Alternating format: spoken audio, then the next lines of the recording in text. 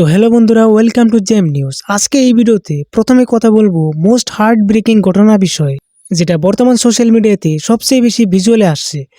Yes guys, উড়িষ্যার এই ঘটনা বিষয়ে হয়তো তোমরা জেনে গেছো যে একটা বৃদ্ধ লোক তার বোনের স্কেলেটন নিয়ে ব্যাংকে যায় জাস্ট বিকজ অফ প্রুভমেন্ট। কারণ ব্যাংক তার বোনের অ্যাকাউন্টে থাকা টাকা উইথড্র করতে দেয় না, কারণ ব্যাংক প্রমাণ খুঁজছিল, ডেথ সার্টিফিকেট বা অন্য প্রমাণ খুঁজছিল যে সে সত্যি মরে গেছে। বৃদ্ধ লোকটি যখন তার সিস্টারের স্কেলেটন নিয়ে রাস্তা দিয়ে যাচ্ছিল তখন সবাই শক হয়ে তাকিয়েছিল।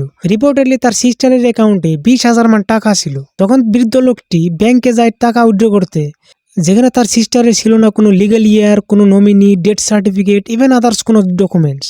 এদিকে বৃদ্ধ লোকটির এসবের উপর কোনো আইডিয়া ছিল না, কারণ সে পড়ালেখা ব্যক্তি ছিল না।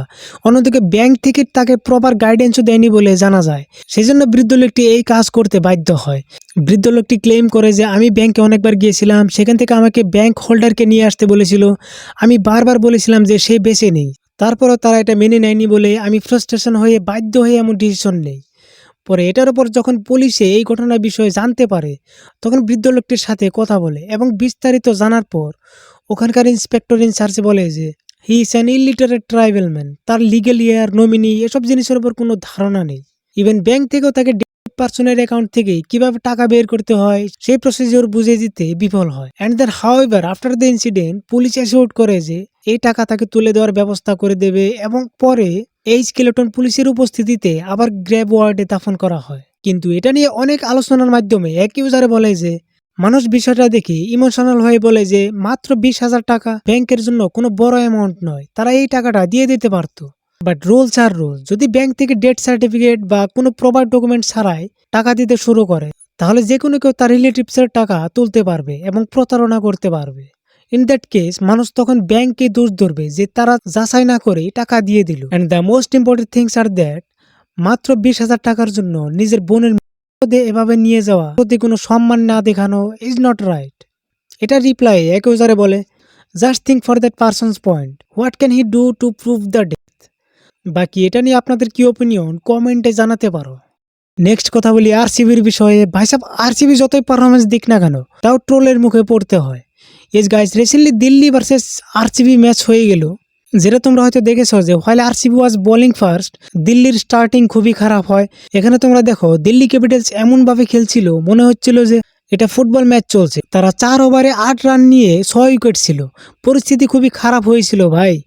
আইপিএল এর লোয়েস্ট স্কোর 49 তোমরা সবাই জানো, যেটা হয়তো ভেঙে যেতে পারতো, কিন্তু তা হয়নি। দিল্লির ব্যাটিং থেকে অভিষেক পুরেল এবং David Miller and also bowler Kyle Jamieson কিছু রানস করে টোটাল রান বানায় 75, যে স্কোরটা আরসিবি 6 ওভারেই পুরো ডমিনেট করে চেস করে ফেলে। তো তারপরে দিল্লি ফ্যান্স এটা নিয়ে ম্যাচের পর আরসিবিকে ট্রোল করে বাই চ্যান্টিং 49। আপনারা এই ভিডিও ক্লিপে দেখতে পারেন।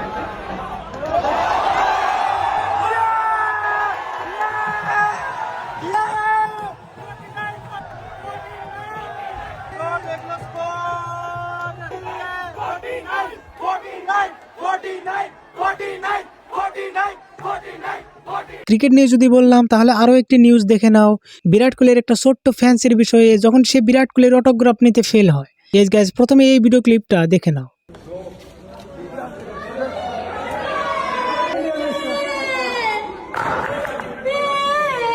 এই ছোট্ট বাচ্চাটা হোটেলের বাইরে অনেক সময় ধরে ওয়েট করেছিল একটা নোটবুক আর একটা কলম নিয়ে, just because of his idol Virat কোহলির অটোগ্রাফ নিতে। তো যখন বিরাট কোহলি তার সামনে দিয়ে যাচ্ছিল with heavy securities and staff, তখন ছোট্ট বাচ্চাটি টোটালি ইগনোর হয় এবং বিরাট কোহলি ভিতরে চলে যায়। লগে লগে তখন বিরাট কোহলির এই ছোট্ট ভক্তটি কেঁদে দেয় এবং হাতে থাকা ব্যাট ছুঁড়ে ফেলে দেয়। এটা নিয়ে অনেকেই শিশুটির জন্য সহানুভূতি প্রকাশ করে, আবার অনেকেই খেলোয়াড়দের ম্যাচের দিনের থাকা বাস্তব চ্যালেঞ্জগুলোর কথা তুলে ধরে, যেমন স্ট্রিক্ট শিডিউলস, সিকিউরিটি কনসার্নস এবং সাধারণ মানুষের সঙ্গে যোগাযোগের সীমিত সুযোগ।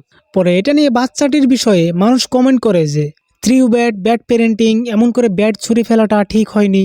অ্যানাদার ওয়ান, কি ছেলেটির প্যারেন্টস নিজের ছেলেটিকে বোঝানো দরকার যে এমন করে সবই পাওয়া যায় না, যেটা সে চাক না কেন। সামনের সেও একজন human, so he could be in their own zone.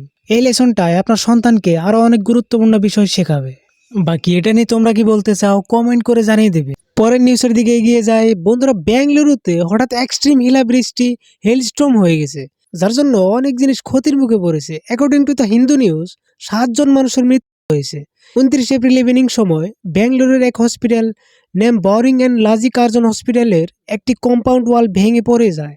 যে দুর্ঘটনায় 7 জন নিহত অ্যান্ড 7 মোর আর ইনজিউর্ড। 50টারও বেশি গাছ নাকি পড়ে গেছে। অন্যদিকে রিপোর্ট মতে এক বুক শপে 5,000টা কিতাব ডেস্ট্রয় হয়েছে, যার টোটাল মূল্য 14 লাখের চেয়েও বেশি। কিরকম হিলাবৃষ্টি হয়েছে একবার ভিডিওটি দেখে নাও।